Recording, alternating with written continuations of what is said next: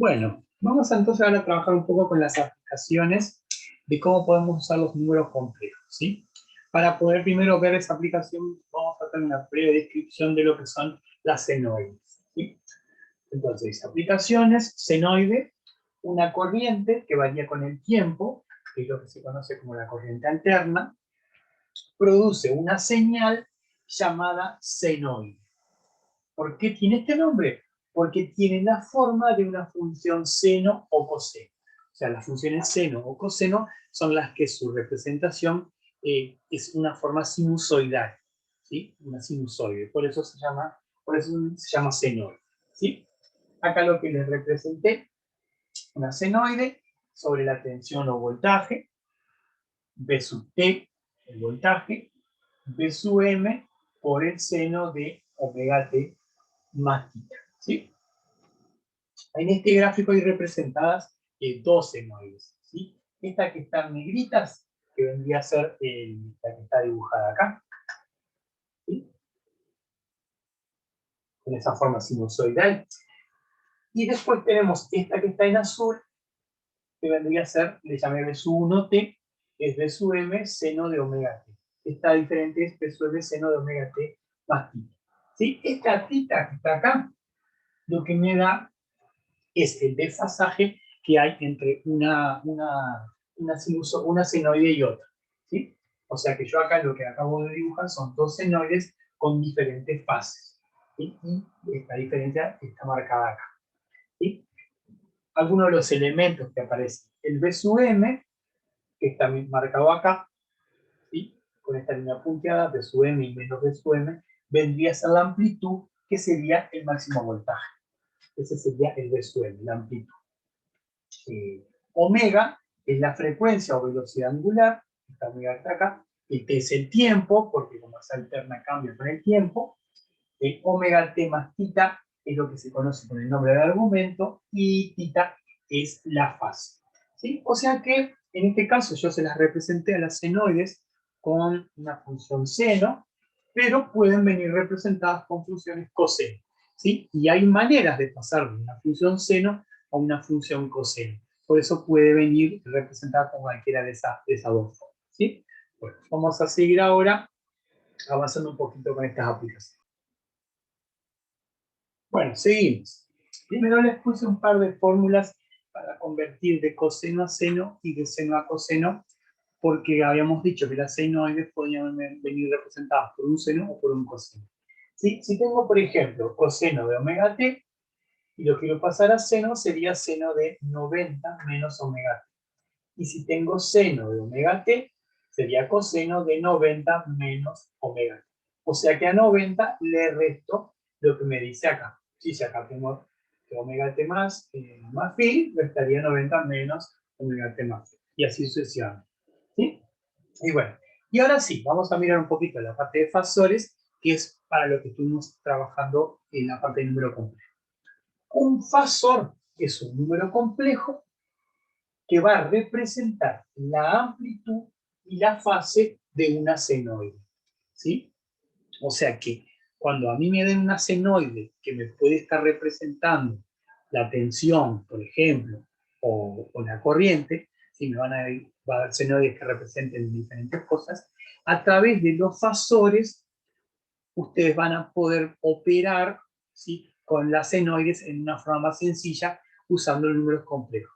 Esa vendría a ser la idea de esto, ¿sí? Poder encontrar el fasor basados en la senoide, ¿sí? A ustedes le dan la senoide, ustedes encuentran el fasor y después operar con los fasores es mucho más sencillo que operar con las senoides propiamente dichas, ¿sí?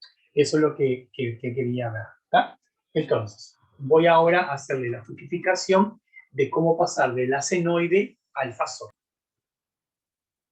Bueno, vamos a ver si podemos encontrar el fasor partiendo de la senoide, ¿sí? Entonces, vamos a suponer que me dan esta senoide. B sub t igual a B sub m por coseno de omega t más θ, ¿sí? O sea, una senoide basada en el coseno. Recordemos del número complejo, el número complejo z, en su forma trigonométrica lo podemos poner como c, que era el módulo por coseno de tita más seno de tita j. Esta era la parte real y esta es la parte imaginaria. La que está multiplicando a j, la imaginaria, y la que no está multiplicando a j, está sumando la parte real. Y en su forma exponencial, lo habíamos puesto como c por e a la tita j. ¿Sí? Fíjense que si yo considero la parte real, que se ponía RE, de e a la tita j,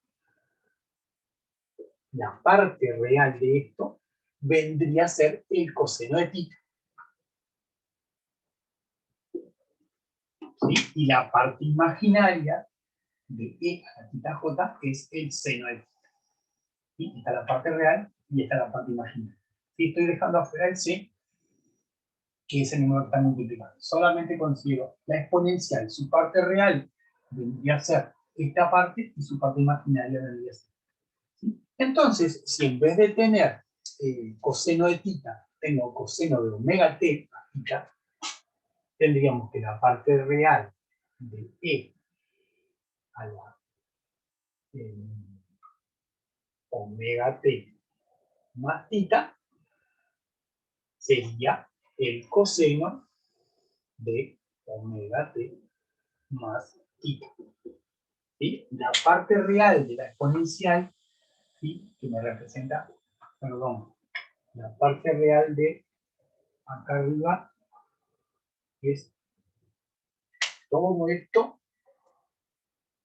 tiene j. Ahora sí. ¿Sí? Estoy hablando de la parte real de e a la tita j. ¿Sí? La parte real de e a la tita j es el coseno de tita, que se te haga. La parte real, si en vez de ser tita j es omega t más tita, que ahora pasó a ser el ángulo, j, entonces coseno de omega t más tita, o sea, la parte, el coseno de este ángulo. ¿Sí? Entonces, voy ahora a la senoide. Teníamos que b sub t era igual a b sub m por este coseno. ¿Sí? O sea que yo puedo, en vez de escribir el coseno de omega t, no, acá donde es igual. El coseno de omega t más tita lo puedo escribir como la parte real de la exponencial. O sea que me va a quedar b sub m por la parte real de e a la omega t más tita j. ¿Sí? Ese vendría a ser el voltaje. ¿Sí? Ahora, vamos a trabajar un poco acá con la exponencial. ¿Sí? Lo hago acá al costado. E a la omega t más tita j, puedo hacer distributiva con la j, y entonces me queda omega t j más tita j. ¿Sí? Todo esto acá sería el exponente. Y como tengo la suma de los exponentes, yo lo puedo separar en e a la omega t j por e a la tita j. Esa es una propiedad de las potencias, es que si yo multiplico dos potencias de igual base, la base de los exponentes se suman. O sea que yo sumaría omega tj, que sería este, más tita j, que sería este. ¿Sí? O sea que el producto de potencia de igual base se suman los exponentes. Entonces, ahora, este de acá me quedaría escrito en esta forma.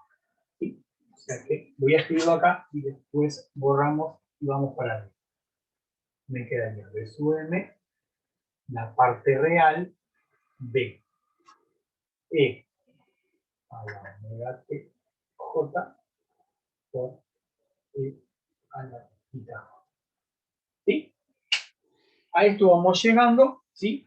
Así que ahora voy a borrar y seguimos arriba con la...